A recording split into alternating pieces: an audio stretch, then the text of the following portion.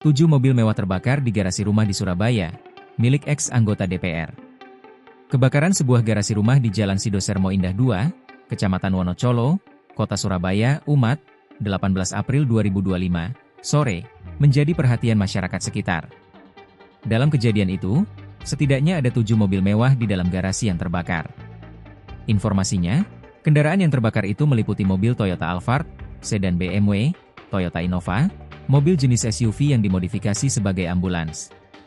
Ada juga mobil Toyota Land Cruiser termasuk beberapa kendaraan SUV dan sedan lainnya.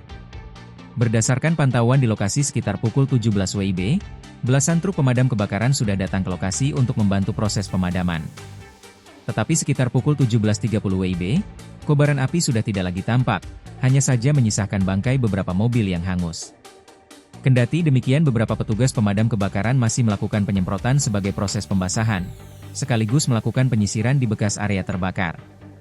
Azam Azman Natawijaya, pemilik garasi, adalah mantan Wakil Ketua Komisi 6 DPR RI yang menjabat pada periode 2014 hingga 2019. Ia mantan, kalau bapaknya mantan anggota DPR RI.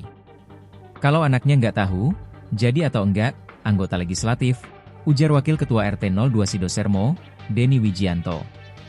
Denny menambahkan, area garasi tersebut adalah milik warga setempat dan bukan dalam kondisi perbaikan saat kebakaran terjadi. Petugas pemadam kebakaran dari Dinas Pemadam Kebakaran dan Penyelamatan, DPKP, Surabaya berhasil mengendalikan api dan memastikan tidak ada korban jiwa dalam insiden tersebut. Area garasi yang terbakar memiliki ukuran 10x15 meter. Penyebab kebakaran masih dalam penyelidikan lebih lanjut oleh pihak berwenang.